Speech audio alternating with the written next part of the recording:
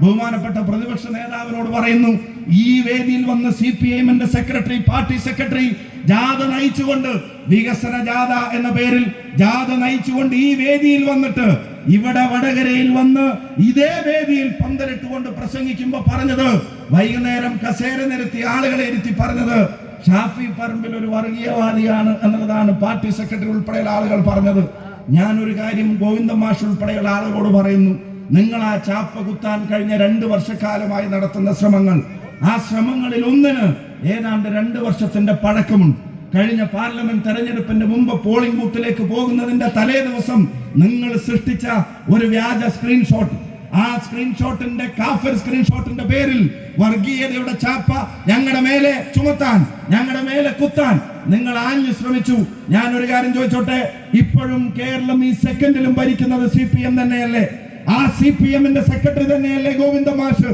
ആ പാർട്ടിയുടെ തീരുമാനപ്രകാരമല്ലേ കേരളത്തിന്റെ മുഖ്യമന്ത്രിയായി ശ്രീ പിണറായി വിജയൻ ഇരിക്കുന്നത്? അദ്ദേഹം തന്നെയല്ലേ കേരളത്തിന്റെ ആഭ്യന്തര വകുപ്പ് മന്ത്രിയും? ഈ വടകരയുടെ മണ്ണിൽ നിന്ന് നെഞ്ചിൽ കൈവച്ച് പറയുന്നു, ആ സ്ക്രീൻഷോട്ട് ഉണ്ടാക്കിയത് ആരാണെങ്കിലും അത് പുറത്തു കൊണ്ടുവരാൻ എന്താണ് പിണറായി വിജയൻ നയിക്കുന്ന കേരളത്തിന്റെ പോലീസിന് കഴിയാതെ പോയത് എന്ന ചോദ്യം, ആ ചോദ്യത്തിന് ഒരു ഉത്തരം ഈ ജനങ്ങളുടെ മുമ്പിൽ നിങ്ങൾക്ക് പറയാനുണ്ടോ?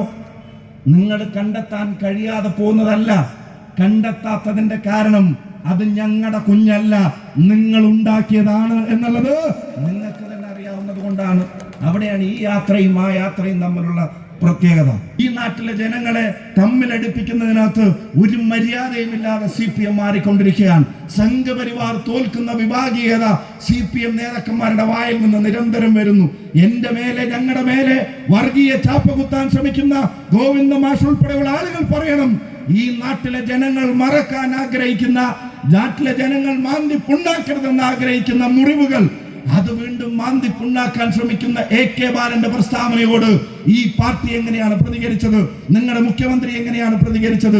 ജയിച്ചവരുടെ പേര് നോക്കിയാൽ അറിയാമെന്ന് പറയുന്ന സജി ചെറിയാന്റെ പ്രസ്താവനയോട് നിങ്ങളുടെ മുഖ്യമന്ത്രി എങ്ങനെയാണ് പ്രതികരിച്ചത്?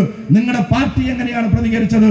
അപ്പൊ സംഘപരിവാറിന്റെ ടോണും സംഘപരിവാറിന്റെ ഛായയും സംഘപരിവാറിന്റെ ഭാഷയും അത് CPM കടം കൊണ്ടിട്ടുണ്ടെങ്കിൽ ആ CPM-നെ നിലക്ക് നിർത്താൻ, ആ CPM-നെ തിരുത്താൻ കുഞ്ഞികൃഷ്ണൻ പറഞ്ഞതുപോലെ, സഖാവ് കുഞ്ഞികൃഷ്ണൻ പറഞ്ഞതുപോലെ നേതൃത്വത്തെ പാർട്ടി തിരുത്തുന്ന ഒരു തെരഞ്ഞെടുപ്പാണ് കേരളത്തിൽ വരാൻ പോകുന്നത്.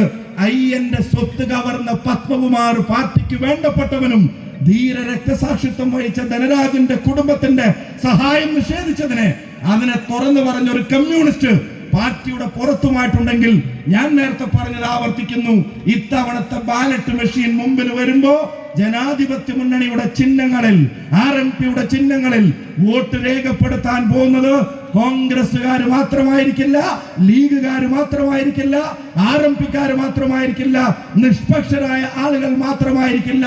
വോട്ട് രേഖപ്പെടുത്താൻ ഇന്നാട്ടിൽ ഏതെങ്കിലും ഒരു നല്ല സഖാവുണ്ടെങ്കിൽ അവന്റെ വോട്ടും ഇത്തവണ ഐക്യ ജനാധിപത്യ മുന്നണിക്കായിരിക്കുമെന്ന് ഈ തെരഞ്ഞെടുപ്പ് നമ്മളോട് പറയുന്നുണ്ട്.